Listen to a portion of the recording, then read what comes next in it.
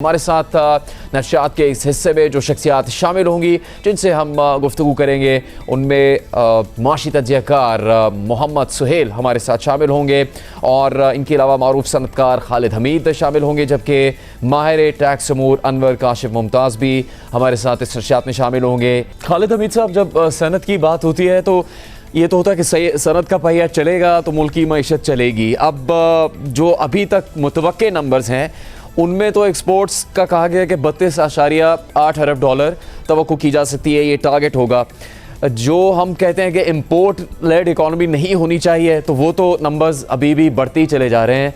अभी एप्टिमा के अरशद साहब हमारे साथ थे तो उन्होंने कहा कि यानी एक्सपोर्ट्स के नंबर्स में गंवाया है, इम्पोर्ट हमने 2-3 अरब डॉलर बढ़ा ली। वो अब जो एक्सपेक्टेड नंबर्स हैं उनमें भी बढ़ती हुई नज़र आ रही है कि वो अगर अभी 60, 62, 63 अरब डॉलर है तो वो 70 अरब डॉलर से भी ऊपर चली जाएगी। तो ये तो बिगाड़ वहीं का वहीं नहीं रहेगा। खालिद हमीद साहब जी बिल्कुल जुनेद, आपने सही इंडिकेशन दी है, क्योंकि मेरा ताल्लुक जो है ना दैट इज एग्रीकल्चर से है, एग्रीकल्चर इंडस्ट्री से, और एज ए एग्रीकल्चर फार्मर भी है और मैं कॉटन भी ग्रो करता हूँ। बेसिकली पाकिस्तान की जो सनत है, जो इंडस्ट्री है, that is based on the agriculture.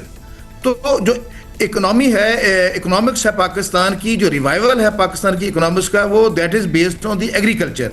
और जो एग्रीकल्चर के ऊपर हमेशा जितने भी बजट्स हमने देखे हैं वहाँ पर उसकी लीस्ट प्रायोरिटी होती है। अगर आप देखें कि टेक्सटाइल इंडस्ट्री को देखें, उसकी बेस जो है दैट इज़ कॉटन है।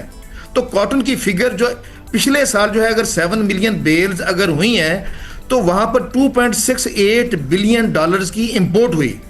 वेयर एज अगर इस साल अगर हम 2025-26 को देखें तो जो कॉटन का फार्मर है उसके लिए कोई टाइमली इंसेंटिव्स जो है वो अनाउंस नहीं किए गए, जिसकी वजह से इस दफा पंजाब में 2.5 मिलियन एकड़ के ऊपर कॉटन लगी हुई है। और इसी तरीके से तकरीबन 1 मिलियन एकड़ जो है that is on Sindh province है। तो टोटल जो है 3.5 मिलियन एकड़ है, जो कि पीक जो होती थी कॉटन की दैट वाज अबव 7 मिलियन एकड़। सो 50% हमारी कास्ट हो गई है, नंबर 1। नंबर 2, इसकी जो प्रोडक्टिविटी है वो भी 50% हो गई। हम 22 मन फी एकड़ के हिसाब से पैदावार ले रहे थे कॉटन की, जो कि इस वक्त लास्ट ईयर जो है वो 11.5 मन फी एकड़ हो गई। तो टेक्सटाइल इंडस्ट्री कहाँ से लेगी? अगर हम यही सोचेंगे कि हमने इंपोर्ट जो है वो बिलियन डॉलर्स जो है 2.68 बिलियन डॉलर, जो अगर मैं गलत नहीं हूं तो पिछले साल इंपोर्ट हुई है। तो जिस तरह के हमारे जो ये इंटरनेशनल हालात हैं, तो हमें इंपोर्ट के ऊपर डिपेंड नहीं होना चाहिए। तो हमारा जो एग्रीकल्चर है, एग्रीकल्चर के ऊपर मेन फोकस होना चाहिए। तो हमारा जो कॉटन है, तो हमें कोई नजर नहीं आ रहा कि इस बजट में कॉटन के ऊपर कोई खातर ख्वाह मैयर्स लिए गए हों। दूसरी चीज राइस है। तो राइस के ऊपर अगर हम देखें तो राइस का लास्ट ईयर की लोगों के पास कमोडिटी पड़ी हुई है, राइस की एक्सपोर्ट पॉलिसी की वाज़ेह नहीं है। सिंध प्रोविंस में हाइब्रिड राइस जो है वो इस वक्त लगा हुआ है और लोगों के पास मिलियन टन जो है वो स्टॉक पड़ा हुआ है, क्योंकि जो प्रोडक्शन कॉस्ट थी वो तकरीबन 94 रुपीज पर केजी जो है वो राइस मिल्स की प्रोडक्शन कास्ट थी, जबकि जो एक्सपोर्ट प्राइस है वो 88 रुपीज है इस वक्त चल रही है। तो अगर ये रेशो आएगी तो डेफिनेटली है कि जो हमारी इंडस्ट्री है, इंडस्ट्री जो है वो हमारी एग्रीकल्चर बेस्ड है। और जब तक एग्री बेस्ड के ऊपर जो बजट है, आप बजट की आज फिगर्स देख लें, वहां पर आपको नजर आएगा कि जी जो कल मोटी मोटी लाइन चल रही थी कि जो आबी वसाइल है उसके ऊपर सिर्फ 100 अरब रुपया रखा गया है। तो इस वक्त पाकिस्तान की ज़राअत को सबसे जो बड़ा प्रॉब्लम है, बड़ा चैलेंज है, वो पानी का है। तो अगर सिर्फ 100 अरब रुपया, जो कि 1 बिलियन डॉलर भी नहीं बनता, और वो रखा जाएगा, उसमें डैम भी बनने हैं, उसमें जो कैनाल्स हैं उसको भी पक्की होना है, उसमें खालों को भी पक्की होना है, उसमें बहुत सारे पानी के ऊपर काम करने वाले हैं। तो 100 अरब रुपए का जो बजट है वो आटे में नमक के बराबर है। तो अगर हम कहते हैं कि जी हम एग्रीकल्चर बेस्ड कंट्री हैं, तो एग्रीकल्चर बेस्ड कंट्री होने के नाते से हमें एग्रीकल्चर के मुख्तलिफ पैरामीटर्स हैं जिसके ऊपर हमें फोकस करनी चाहिए। सो नंबर 1 इज इसकी जो वाटर है, नंबर 2 इज इसकी एग्रीकल्चर रिसर्च। हमारे पास एग्रीकल्चर रिसर्च का बजट जो है वो ना होने के बराबर है। बहुत सारे अदारे जो हैं वो बंद पड़े हुए हैं। इस वक्त जो पाकिस्तान सेंट्रल कॉटन कमेटी, जिसको CCRA कहते हैं, सेंट्रल कॉटन कमेटी, वो 1 दहाई से बंद पड़ा हुआ है, जिसके ऊपर के कॉटन की वैरायटीज के ऊपर काम नहीं हुआ क्योंकि उनको सैलरीज नहीं दी गई। तो जब एक अदारा बंद हो तो डेफिनेटली वहां पर रिसर्च कहां पर जाएगी। तो एग्रीकल्चर रिसर्च हमारी जो है वो बहुत ही पुअर है, उसके ऊपर एक स्पेसिफिक बजट और टारगेट ओरिएंटेड जो चीजें हैं वो नहीं हो रही।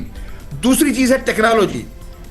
पूरी दुनिया जो है वो मैकेनाइजेशन के ऊपर चली गई है और हम अभी तक अपने पुराने जो रवायती तरीके हैं एग्रीकल्चर के उनके ऊपर कर रहे हैं। तो एग्रीकल्चर मैकेनाइजेशन के ऊपर जब तक इस बजट में एग्रीकल्चर मैकेनाइजेशन के ऊपर कितना पैसा रखा गया है, ये चंद 100 अरब के साथ ये चीजें ठीक नहीं हो सकती।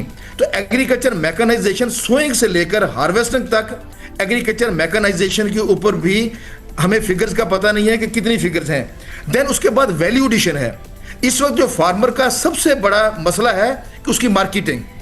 जब उगा लेता है तो उगाने के बाद उसको पैसे नहीं मिलते। लाइक पोटैटो है, पोटैटो हमारा सेंट्रल एशियन स्टेट्स में सारा एक्सपोर्ट हो रहा था, लेकिन पोटैटो इस दफा पोटैटो का फार्मर जो है वो रोल गया, उसको उसकी कॉस्ट नहीं मिली। राइस का फार्मर रोल गया, उसको उसकी कॉस्ट नहीं मिली। कॉटन जो है, कॉटन का पिछले कई सालों से कॉटन का फार्मर जो है वो बिल्कुल बेबस है क्योंकि उसकी कॉटन की प्राइस नहीं मिल रही।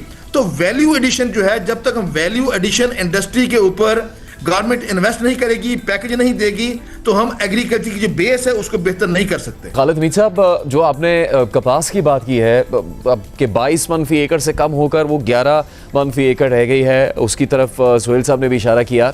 ये जो आदादुशुमार है इसकी आपने तफसील पेश की है। यहाँ पे हम किसी भी टेक्सटाइल ऑनर से बात करते हैं तो वो तो बड़ी फ़ख्र से बताते हैं कि ये जी हम जो चीज़ें बनाते हैं तो इसमें इम्पोर्टेड मटेरियल इस्तेमाल होता है, लोकल तो होता ही नहीं इस्तेमाल। कॉटन में जो गिरावट आई है तो बेसिकली ये एक ट्रू फिगर्स हैं कि 11.5 मन के ऊपर हम आ गए हैं। ठीक है, इसकी जो बेसिक वजह यही है कि मौसमी हालात थे वो एक कदर बिल्कुल ठीक है, लेकिन हम जो क्लाइमेट चेंज है उसके लिए हमारी रिसर्च रेडी ही नहीं थी। हमारे पास ऐसा बीज ही नहीं था कि जो क्लाइमेट चेंज के मुताबिक अपने हम पैदावार हासिल कर सकते। हमारे पास वही जो पुराने सीड्स थे उसी के मुताबिक जो है हम उगा रहे थे, लेकिन क्लाइमेट चेंज हुआ। क्लाइमेट चेंज होने की वजह से हमारी जो कपास है उसको बहुत बड़ा प्रॉब्लम आया, जिसकी वजह से जो पैदावार जो है हमारी वो 50% तक गिर गई। लेकिन अभी तक इसके बावजूद ये 2 साल पहले इसके ऊपर काम हुआ है, उसके ऊपर नेशनल सीड अथॉरिटी भी बनी है जिसके ऊपर काम हुआ है, लेकिन उसमें जो फुकदान है इस वक्त वो इम्प्लीमेंटेशन का है। क्योंकि हमारी जो है हम मीटिंग्स बहुत ज्यादा करते हैं, बजट में उसके लिए बजट के लिए पैसा भी नहीं होता, लेकिन असल चीज इम्प्लीमेंटेशन है कि हम इम्प्लीमेंटेशन में बहुत। खालिद हमीद साहब, आपसे दीगर शख्सियात से बात जारी रहेगी। मोहम्मद सुहेल साहब, आपका शुक्रिया।